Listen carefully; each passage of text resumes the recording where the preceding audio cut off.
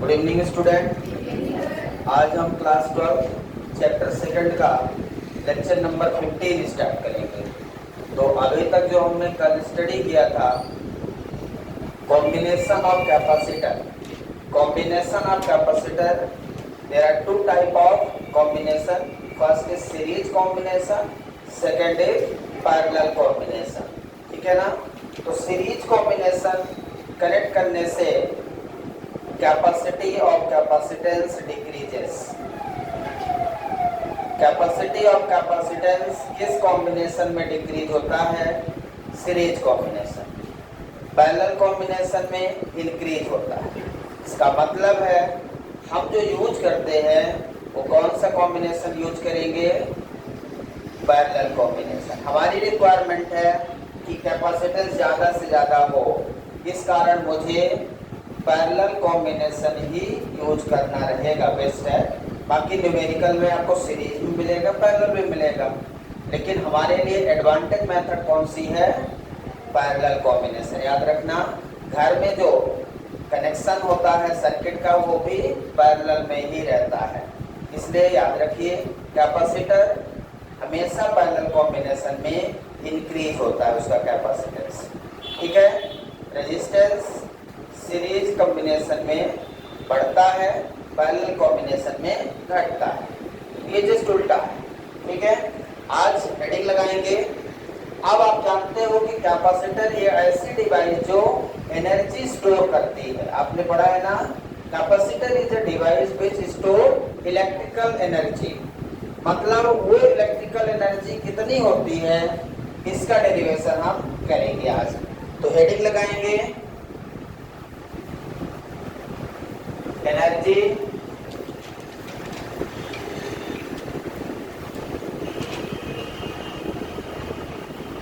In capacitor.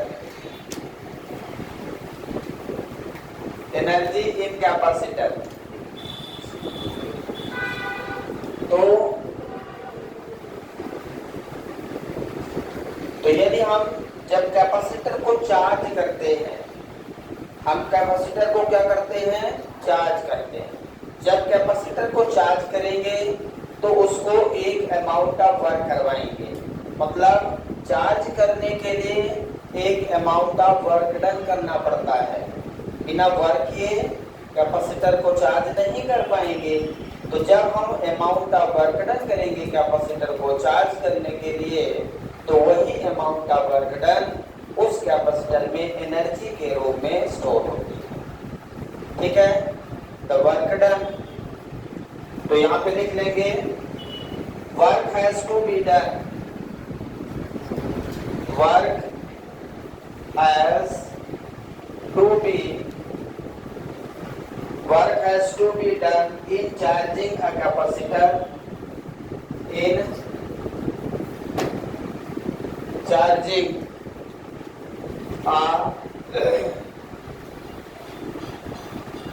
capacitor.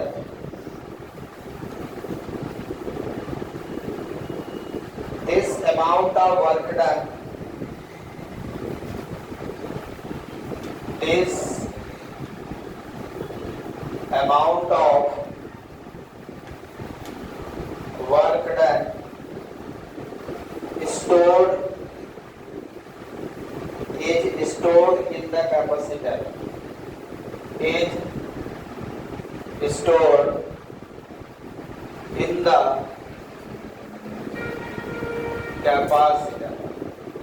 This amount of work done is stored in the capacitor in the form of electrostatic potential energy. In the form of electrostatic potential energy. इस form में store हो जाता है electrostatic potential energy. ठीक है। तो एक capacitor है, ये मान लीजिए हमने यहाँ पे बना दिया कैपेसिटर, पैरेलल प्लेट कैपेसिटर। जब इस पर पैरेलल प्लेट कैपेसिटर को हम चार्ज क्यों देते हैं? क्यों देते हैं? तो अमाउंट ऑफ वर्क डन करते हैं। इसमें हम क्यों चार्ज देते रहते हैं, ठीक है ना? ऐसा नहीं कि एक बार दे दिया कहानी खत्म। तो क्यों चार्ज हमने दिया? ये हमने दिया चार्ज, तो जैसे ही चार्ज इसको देते रहेंगे इसमें इंड्यूस हो जाएगा नेगेटिव। यहाँ पे पोटेंशियल डिफरेंस क्रिएट हो जाएगा। क्या क्रिएट हो जाएगा? Potential difference. तो मान लीजिए हमने यहाँ पे पोटेंशियल डिफरेंस भी क्रिएट हो गया, जब तक भी, और इसको चार्ज जो क्यू चार्ज था, टोटल हमारा चार्ज क्यू है। अब D Q amount of work done, मतलब छोटा सा काम करने के लिए छोटा सा चार्ज देना पड़ेगा। आपने पढ़ा है फार्मूला डी क्यू, मतलब अमाउंट ऑफ वर्क डन और पोटेंशियल में रिलेशन। तो एनर्जी का फार्मूला क्या है? W equal to V Q, W equal to V Q, यही फार्मूला है ना? तो किस रूप में है? पोटेंशियल एनर्जी के रूप में। तो पोटेंशियल एनर्जी का फार्मूला क्या है? तो पोटेंशियल एनर्जी का फार्मूला क्या है?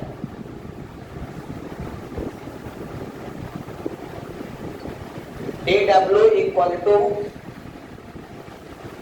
क्यू dV लिखते हैं या V dQ लिखते हैं। तो पोटेंशियल एनर्जी V, चार्ज हमारा dQ, चार्ज कितना है? dQ। मतलब हम चार्ज को ले जाने में, कैपेसिटर को चार्ज देने में किया गया कार्य कर रहे हैं ना। हम कैपेसिटर को चार्ज दे रहे हैं, तो चार्ज देते जाएंगे, थोड़ा थोड़ा वर्क करते जाएंगे। तो चार्ज dQ हमने दिया, ठीक है? तो अमाउंट ऑफ वर्क डन कितना हो गया? dW। आपने फार्मूला पढ़ा है ना, W इक्वल टू BQ, या इसी को हमने U इक्वल टू लिखा था, पोटेंशियल एनर्जी। पोटेंशियल एनर्जी का फार्मूला याद है सभी को? नहीं याद है तो याद कर लीजिए। पोटेंशियल एनर्जी का फार्मूला मैंने डिराइव किया था, U इक्वल टू VQ या K Q not by R, ये तो डिराइव किया था। अब यहां से देखें, इसको इंटीग्रेट करेंगे, मतलब whole amount of work done निकालना पड़ेगा। जो whole amount of work done है वो होल एनर्जी ऑफ कैपेसिटर होगी, होल एनर्जी ऑफ कैपेसिटर होगी। समझ में आ रहा है? तो कुल किया गया कार्य, मतलब टोटल दिया गया चार्ज, जितना उस कैपेसिटर को आपने चार्ज दिया है उतना अमाउंट ऑफ वर्क डन निकालोगे, और वही amount of work done energy हो जाएगी। समझ में आ रहा है? और उसी के हिसाब से यहाँ पे पोटेंशियल डेवलप हो जाएगा। तो इंटीग्रेट कर दें इसको। इंटीग्रेट क्यों करते हैं? होल निकालने के लिए। छोटा सा वर्क डन dW है, तो पूरा वर्क डन W होगा। तो पूरा वर्क डन निकालने के लिए मुझे क्या करना पड़ेगा? इंटीग्रेट करना पड़ेगा। सभी को याद है? तो इंटीग्रेट बोथ साइड, तो यहाँ dW में इंटीग्रेशन लगा देंगे। Integration of dW equal to V dQ। अब ये चार्ज कहां से कहां तक? 0 से Q तक। 0 से Q तक आप इसको कैपेसिटर को चार्ज कर रहे हो। पहले कैपेसिटर क्या है? 0 चार्ज है। पहले इस कैपेसिटर में क्या है? शुरू में कैपेसिटर में क्या है? कोई चार्ज नहीं है, 0 चार्ज। अब आपने क्या किया? उसको धीरे धीरे चार्ज किया और लास्ट में उसमें Q चार्ज पूरा ट्रांसफर हो गया। Q चार्ज ट्रांसफर, 0 से Q हमने इंटीग्रेट कर दिया। कोई दिक्कत है? यदि दिक्कत हो बता दो, किसी को दिक्कत हो तो बता दो, ठीक है? 0 से Q नहीं भी लिखेंगे तब भी चल जाएगा, लेकिन लिख देंगे तो अच्छा है। अब हम क्या करेंगे? V इक्वल टू क्या होता है? अब हमें कैपेसिटेंस के रूप में एक रिलेशन लिखना है। तो जब ये कैपेसिटर है तो इस कैपेसिटर का कैपेसिटेंस कैपिटल C होगा। अब चार्ज कैपेसिटेंस और बी में क्या रिलेशन है? Q बराबर CB होता है, किसी को याद है क्या? किसको किसको याद है? Q बराबर CB, अच्छी बात है याद है। तो Q बराबर CB होता है, तो P बराबर कितना हो जाएगा? Q बाई याद रहेगा। यदि Q इक्वल टू CB होता है in terms of capacitance, C बराबर Q बाई B, P बराबर Q बाई C से B। अब मुझे P निकालना है, यहाँ पे क्या निकालना है? V potential. तो V इक्वल टू कितना आ गया फार्मूले से? Q बाई C आ गया। अब dW का इंटीग्रेशन क्या होता है? W होता है, dx का x होता है। तो dW का W इक्वल टू 0 से Q, V की जगह क्या रख दूंगा? Q by C dQ। अब यहाँ इंटीग्रेशन किसके रिस्पेक्ट में है? Q के रिस्पेक्ट में। इंटीग्रेशन किसके रिस्पेक्ट में है? Q के रिस्पेक्ट में। dQ लिखा है मतलब Q के रिस्पेक्ट में। अब उसके अलावा क्या टर्म है? C क्या है? कांस्टेंट है यहाँ पे। C is the proportionality constant, वैसे भी यहाँ पे भी कांस्टेंट है। समझ में आया क्या? अब C को हम बाहर लिख सकते हैं, हम केवल इंटीग्रेशन के अंदर वह टर्म लिखते हैं जिसके रिस्पेक्ट में इंटीग्रेशन होता है। बाकी टर्म कांस्टेंट होता है। बाकी टर्म क्या होता है? कांस्टेंट होता है। कांस्टेंट को आप अंदर बाहर कर सकते हो, वो घर के जीजा जी हैं, वो अंदर बाहर जाते रहेंगे। टू फ्री है पूरी तरह से, इंटीग्रेशन से कोई लेना नहीं, मतलब उन पर कोई रिस्ट्रिक्शन नहीं है। अंदर आइए चाहे बाहर जाइए, ठीक है? तो अंदर और बाहर के लिए बहुत बढ़िया। तो W इक्वल टू यहाँ से कितना आ जाएगा बोलिए? 1 बाई C Q dQ, 0 से Q लिमिट है। अब आपको पता है standard formula x power n dx का, x पावर n प्लस 1 अपान n प्लस 1 पढ़ा है क्या? स्टैंडर्ड फार्मूला आप इंटीग्रेट नहीं पढ़ा तो याद कर लीजिए, वैसे इस साल नहीं याद होता, वो 2-4 साल बाद याद होता है। पर आपको यदि याद हो जाए तो मान लीजिए कि फिर आप सबसे समझदार स्टूडेंट हैं। हाँ नहीं है? आप सबसे अच्छे स्टूडेंट हैं यदि ये फार्मूला याद हो जाए तो। ये मैं मानता हूँ, क्योंकि यही फार्मूला पूरी 12th में यूज होगा और पूरी 12th बच्चों को याद नहीं होता। चलिए मैं मानता हूँ आपको याद हो गया। यही हमारी एनर्जी है, हाफ। यहाँ C 1 बाई C लिख दिया मैंने। अब Q का इंटीग्रेशन, यहाँ पे फार्मूला देखिए, Q का पावर n की जगह क्या है इसमें? 1, तो कितना लिख दूंगा? Q का पावर 1 प्लस 1, n प्लस 1 लिखा है फार्मूला क्या? n कितना यहाँ? 1, तो 1 प्लस 1 2 डिवाइडेड बाई 2, लिमिट 0 से Q। U इक्वल टू कितना हो जाएगा? 1 बाई 2, ये हो गया। अब क्या Q की जगह Q ही रखना है, तो उसमें कोई इफेक्ट नहीं पड़ेगा। Q स्क्वायर बाई 2 और Q की जगह 0 रखेंगे तो 0 हो जाएगा। अपर लिमिट पहले जिसके रिस्पेक्ट में इंटीग्रेशन करते हैं उसकी जगह पे लिमिट रखते हैं। अब देखिए आपको नहीं आता है तो कोई बड़ी बात नहीं है, ना आना नेचुरल है, आना आर्टिफिशियल। मतलब आने के लिए कोई ना कोई समझा रहा हो। यदि मैं आपको समझा रहा हूँ तो मैन मेड तो मैं हुआ और आपको समझा रहा हूँ कि नहीं, तो ये आर्टिफिशियल है। और ना तो बच्चा पैदा लेता है तो ऐसे भी कुछ नहीं जानता, तो वो तो नेचुरल है ना? तो यहाँ आप समझदार हैं। ये इक्वल टू कितना आ गया? 1 सेकेंड, ये 2 नहीं है, ये C है यहाँ पे। 1 by C Q square by 2 minus 0। अब ये कुछ भी घटाओगे किसी संख्या में, मतलब 0 इतना माइनस जीरो उतना ही आएगा कि जीरो आ जाएगा? कुछ लोगों का आंसर जीरो होता है। 1/c क्यू स्क्वायर बाई 2, तो ये फार्मूला हो गया Q square by 2c। Energy का फार्मूला क्या निकाल दिया मैंने? Q square by 2c, Q square by 2c। So this is the formula of energy. किस फॉर्म में है ये? चार्ज और कैपेसिटेंस ऑफ कैपेसिटर के रूप में है।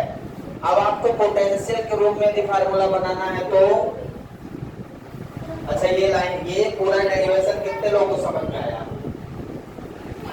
डेरिवेशन कितने लोगों को समझ में आया? और जिससे नहीं आया वो बताए क्यों नहीं आया? क्यों नहीं आया? बोलो ना, क्यों नहीं आया? क्योंकि इसके पीछे नहीं पड़ा ना, वो तो फिर हम नहीं पढ़ सकते। और किसी को सिंपल है ना, क्यू के रूप में आपको क्या करना है? इंटीग्रेट करना है। अब आपको पता है, क्या पता है? Q इक्वल टू CB होता है, पता है कि नहीं? Q equal to CB। यहां in place of Q put the value of CB। Q की जगह क्या रखते हैं? CV, कैपेसिटेंस के रूप में। तो यहां पे U इक्वल टू Q की जगह रखेंगे CV, तो स्क्वायर है, CV का स्क्वायर 5 2c, ये ओपन होगा, c square b square 5 2c, एक c से c गया, half cb square. Another formula आपको मिल गया u equal to half c b square. तो कैपेसिटेंस ऑफ द कैपेसिटर का दो फार्मूला आपके सामने हैं। सबसे जनरल फार्मूला जो है, standard formula, half CV square. Energy का है, energy stored in capacitor half CV square. जो कैपेसिटर एनर्जी स्टोर कर रहा है, यदि आपसे कोई पूछे कि कोई कैपेसिटर कितनी एनर्जी स्टोर करता है, तो वो एनर्जी का फार्मूला आपको बताना है हाफ CV स्क्वायर या Q स्क्वायर अपॉन 2c। ठीक है, तो ज्यादातर फार्मूला जो यूज होता है वो हाफ CV स्क्वायर यूज होता है, लेकिन आपको दोनों याद रखना है। यदि पेपर में फार्मूला लिखने के लिए आता है एनर्जी का फार्मूला कैपेसिटर, तो हाफ CV स्क्वायर ही लिखेंगे। कौन सा फार्मूला लिखेंगे? हाफ CV स्क्वायर लिखेंगे। अब यदि मान लो ऑब्जेक्टिव आ गया और उसमें हाफ CV स्क्वायर नहीं है, एनर्जी का फार्मूला पूछ रहा है और उसमें हाफ CV स्क्वायर नहीं है, Q स्क्वायर बाई 2c है, इसको जोड़िए। दोनों सेम फार्मूले हैं, बस Q इक्वल टू CV रखने से ये आ जाता है, इसमें C equal to Q by B रख दे तो फिर वो आ जाएगा उल्टा। तो ये दोनों फार्मूले याद रखना है। लेकिन कोई फार्मूला पूछे एनर्जी ऑफ कैपेसिटर का, तो आप हाफ CV स्क्वायर ही बताएंगे। समझ में आया क्या? किसी कोई डाउट है? कहीं पे डाउट हो तो पूछ लीजिए। हाँ, है क्या? मिटा दे। चलिए, अगली हेडिंग है redistribution of charge. Next heading है रीडिस्ट्रीब्यूशन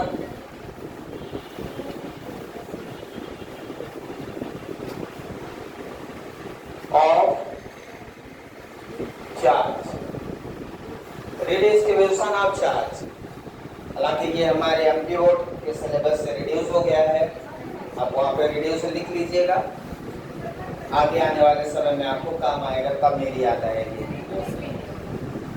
और आप कुछ नहीं करेंगे तब नहीं आएगी मेरी याद। लिख लीजिए रीडिस्ट्रीब्यूशन का मतलब किस प्रकार से आप चार्ज को ट्रांसफर करते हैं एक बॉडी से दूसरी बॉडी में। आपके पास दो कंडक्टिंग बॉडी है, जब आप चार्ज एक बॉडी से दूसरी बॉडी में ट्रांसफर करते हैं तो दोनों बॉडी में चार्ज अलग अलग यदि है तो उनका पोटेंशियल डिफरेंस भी अलग अलग रहेगा। दो चार्ज बॉडी को आप ज्वाइन कर दो, मान लो चार्ज बॉडी ए और बी, आपने इनको क्या कर दिया, किसी कंडक्टिंग वायर से ज्वाइन कर दिया। दो चार्ज बॉडी है आपके पास, दोनों चार्ज बॉडी को क्या किया आपने, किसी कंडक्टिंग बॉडी से ज्वाइन कर दिया। तो इससे गर्म हो गया कैमरा। कंडक्टिंग बॉडी से क्या किया आपने, ज्वाइन कर दिया। तो क्या होगा, चार्ज इसमें अलग पोटेंशियल है, इसमें अलग पोटेंशियल है। यदि चार्ज अलग है तो पोटेंशियल अलग है, और पोटेंशियल अलग है तो हमेशा याद रखिए हायर पोटेंशियल बॉडी से लोअर पोटेंशियल बॉडी में चार्ज ट्रांसफर होता रहेगा। मतलब जो पोटेंशियल जिसमें ज्यादा है उससे जिसमें पोटेंशियल कम है उसमें चार्ज हमेशा ट्रांसफर होता रहेगा। तो आपको नेट पोटेंशियल बताना है कि दोनों को मिला के कितना होगा, और ये तब तक होता रहेगा जब तक कि दोनों का पोटेंशियल सेम ना हो जाए। जब दोनों का पोटेंशियल सेम हो जाएगा तो ये प्रोसेस रुक जाएगी। ऐसे प्रोसेस को हम रीडिस्ट्रीब्यूशन ऑफ चार्ज बोलते हैं। तो लिखें हेडिंग, यहाँ पॉइंट लिखेंगे, when two isolated charge when two isolated charge conductor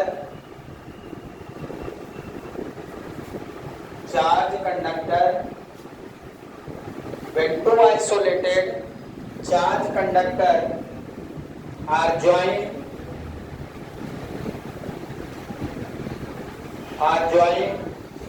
by a connecting wire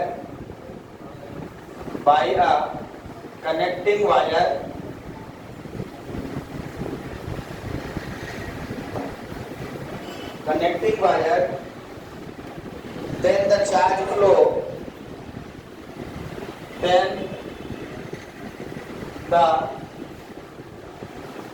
charge flow from one conducting body to another conducting body. One conducting body to another conducting body. ठीक है,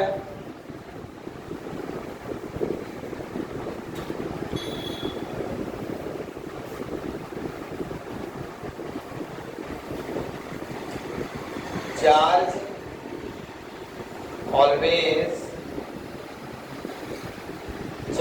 always flow from higher potential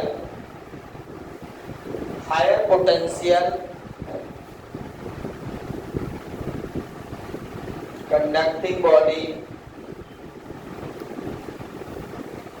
to lower potential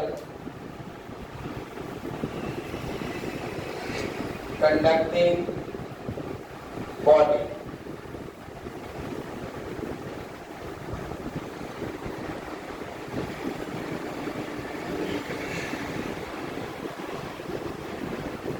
Higher potential conducting body to lower potential conducting body till कब तक, till the potential of conducting body remains the same। ये तब तक potential charge एक body से दूसरी बॉडी तक transfer होगा जब तक कि दोनों का पोटेंशियल सेम नहीं हो जाता।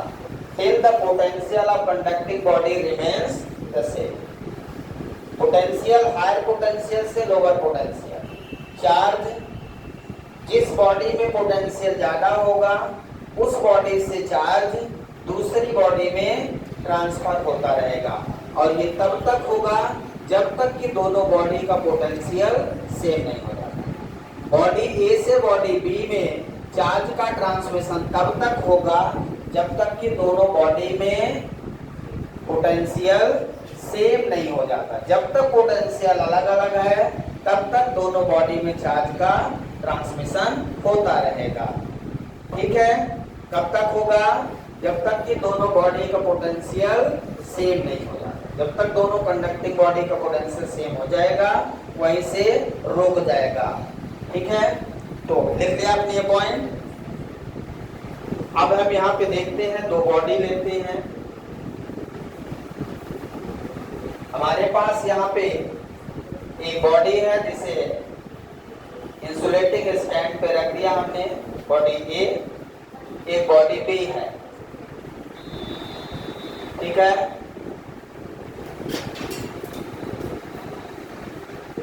बॉडी बी है। दोनों बॉडी में, इस बॉडी में चार्ज Q1 है, इस बॉडी में चार्ज Q2। इस बॉडी का पोटेंशियल V1 है, कैपेसिटेंस C1 है। इस बॉडी का पोटेंशियल V2 है और कैपेसिटेंस C2 है। और मेरा आप क्या करोगे? आप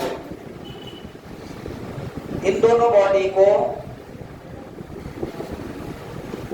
किसी कंडक्टिंग वायर से कनेक्ट कर देंगे।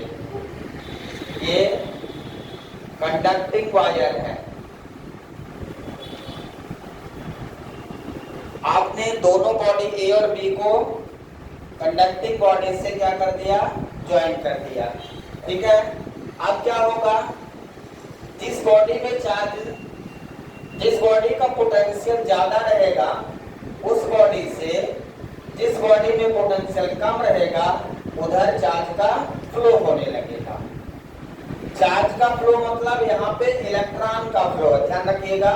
करंट यहीं से रिलीज होगी, यही पोटेंशियल डिफरेंस से करंट प्रोड्यूस होगी। Rate of flow of charge, rate of flow of charge he current produce करता है।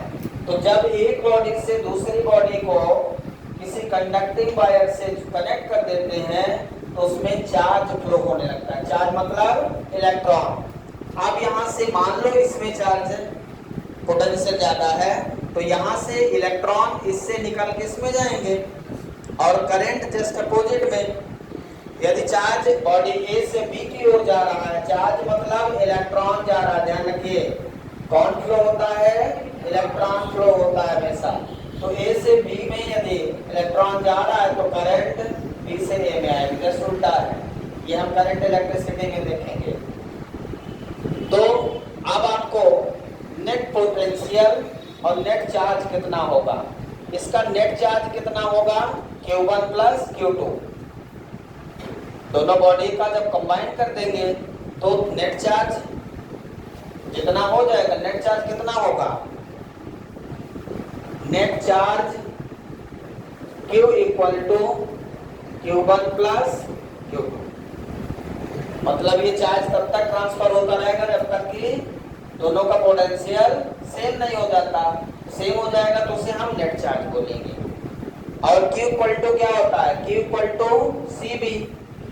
Q इक्वल टू क्या होता है? CB। तो Q1 इक्वल टू, इसका कैपेसिटेंस कितना है? इसका कैपेसिटेंस C1, इसका पोटेंशियल V1। और Q2 equal to C2 V2। यदि इसमें रख दें तो net charge C1 V1 plus C2 V2। अब हमें नेट पोटेंशियल निकालना है। कब तक ये पोटेंशियल, तब तक पोटेंशियल चार्ज इसमें ट्रांसफर होता रहेगा जब तक कि दोनों में पोटेंशियल डिफरेंस है। और जब दोनों को पोटेंशियल सेम हो जाएगा तो चार्ज का ट्रांसमिशन रुक जाएगा। तो नेट पोटेंशियल क्या होगा? हमें नेट पोटेंशियल निकालना है, ठीक है ना। तो टोटल पोटेंशियल या नेट पोटेंशियल कितना होगा? पोटेंशियल का फार्मूला क्या होता है? B equal to Q by C. B equal to क्या हो जाएगा? Q by C. मतलब total charge Q by total capacitance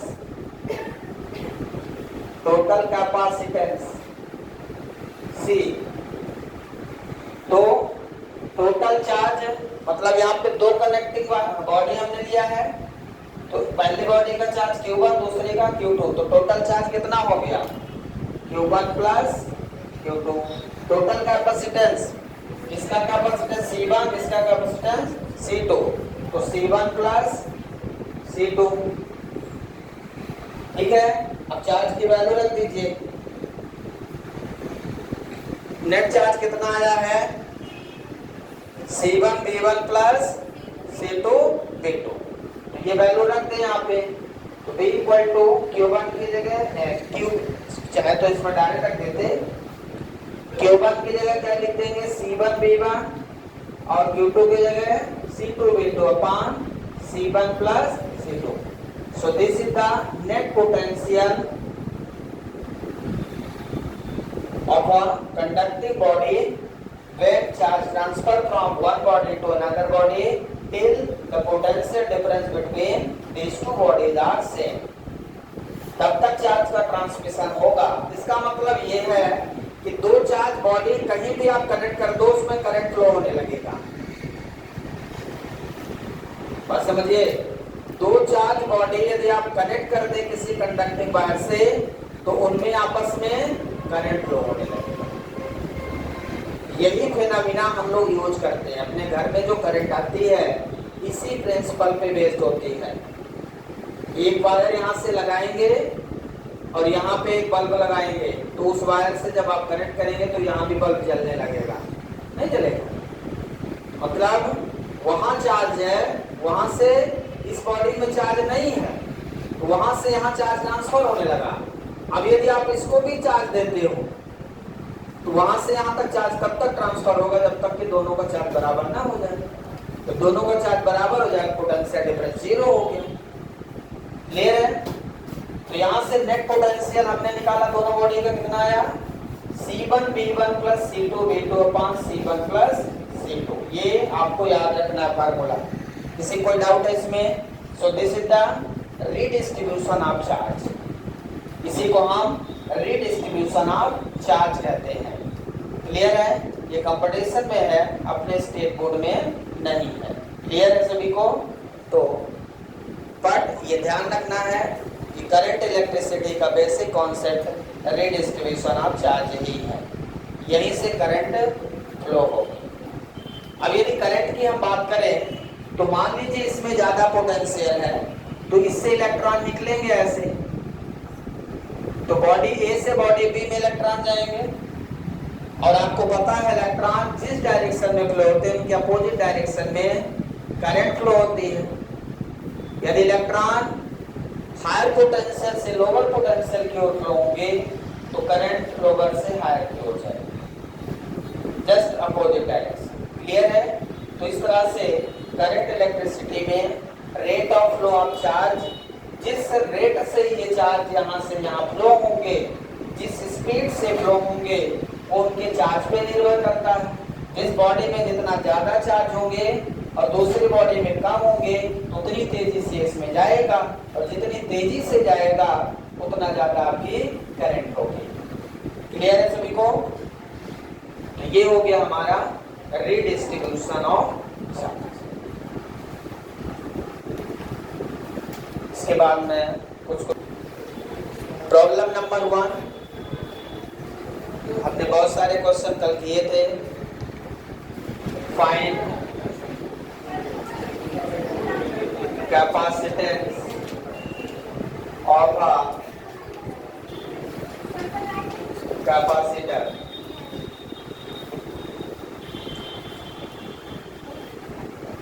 capacitance of a capacitor आपको निकालना है।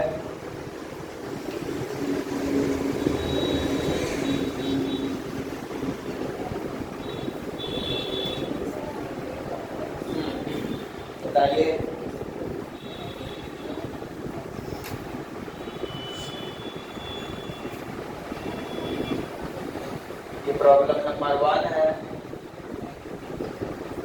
इसका आपको कैपेसिटेंस ऑफ अ कैपेसिटर बताना है। What is capacitance? इसका इक्विवेलेंट कैपेसिटेंस कितना होगा?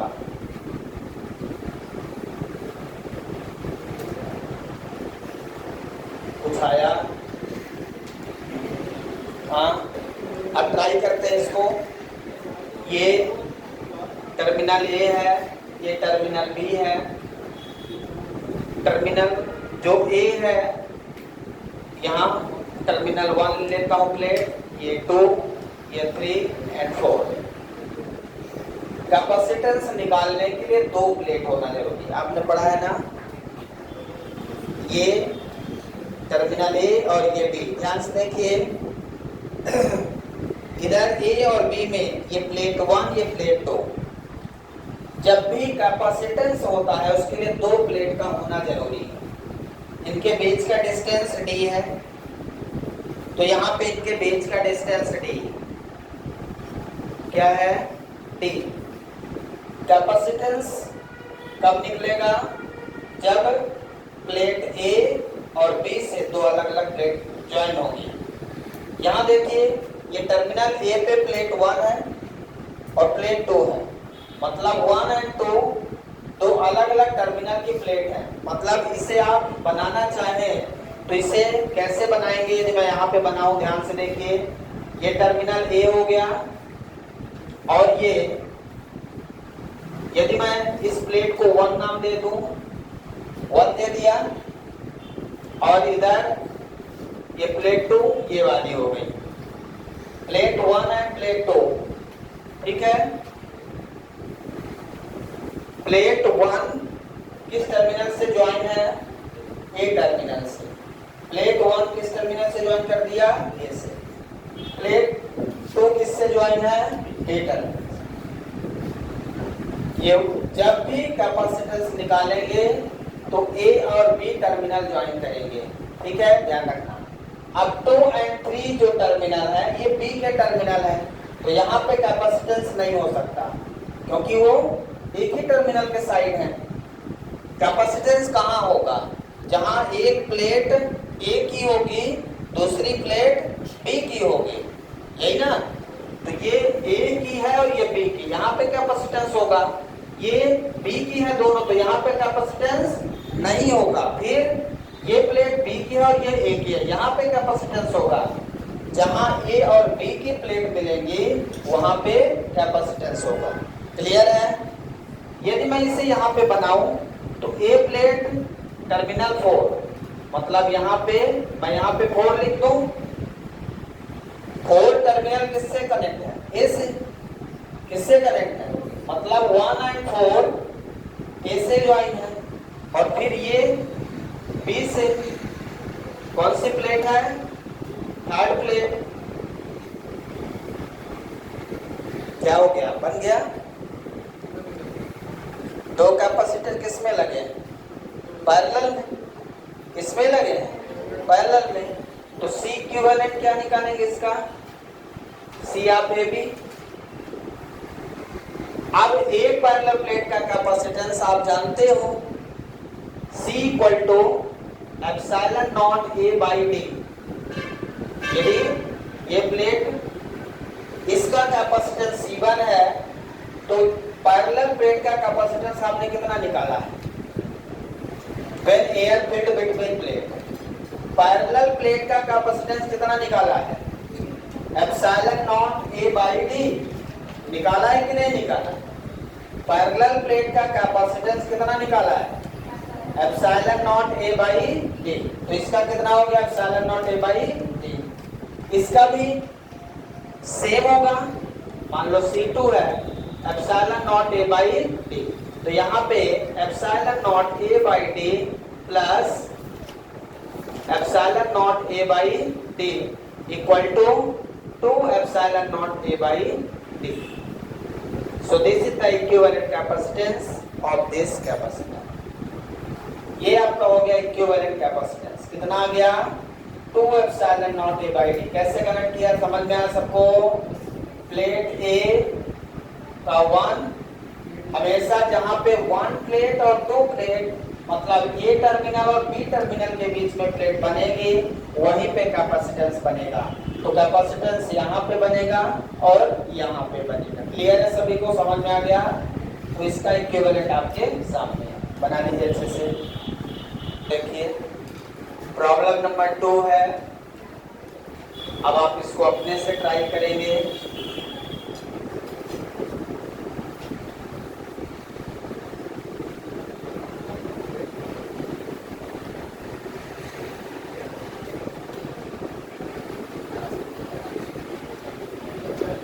इसको ट्राई करिए। कैपेसिटेंस, नेट कैपेसिटेंस आपको निकालना है इसका। जल्दी से ट्राई करें। कितने कैपेसिटर बनेंगे सबसे पहले ये ढूंढना है। तो कैपेसिटर प्लेट ए और बी के बीच टर्मिनल ढूंढने हैं। तो देखिए ये ए का है, ये बी का है, मतलब यहाँ पे एक कैपेसिटर बनेगा जिसका कैपेसिटेंस C1। इनके बीच का गैप D है और एयर भरा है, ठीक है ना। फिर 2 और 3 को देखिए, 2 किसका, B, और 3 किसका है, A का, मतलब यहाँ पे भी कैपेसिटेंस बनेगा। समझ में आ रहा है? और ये देखिए यहाँ पे 3 और 4 के बीच में 3 किसका है, A, 4 किसका है, B, मतलब यहाँ पे भी कैपेसिटेंस बनेगा। ए और बी टर्मिनल जहां जहां मिलेंगे, मतलब यहाँ पे net capacitance C1 plus C2 plus C3, मतलब ये पैरेलल में है, इसमें है, तीनों पैरेलल में। तो यहाँ पे एक टर्म और यहाँ पे एक और ऐड हो जाएगा, कनेक्शन वही रहेगा 1 और 2, फिर 2, देखिए A से 1, B से 2, फिर सेकंड वाले में A से 3 और B से 2, फिर थर्ड वाले में A से 3 और B से 4, ठीक है। फर्स्ट में A1, B2, थर्ड में A3 और B2, फोर्थ में, थर्ड में A3 और B4। आया समझ में क्या? तो CAB कितना हो जाएगा, C1 plus C2 plus C3, CAB equal to epsilon naught A by D plus epsilon naught A by D plus epsilon naught A by D। तो CAB इक्वल टू हो गया 3 epsilon naught A by D। So this is the final answer. समझ में आया क्या? इतना simple है। Bus terminal आपको ढूंढना है, जितने टर्मिनल ए और बी से कनेक्ट हो उतने कैपेसिटेंस बन जाएंगे। क्लियर है? Thank you, have a nice day.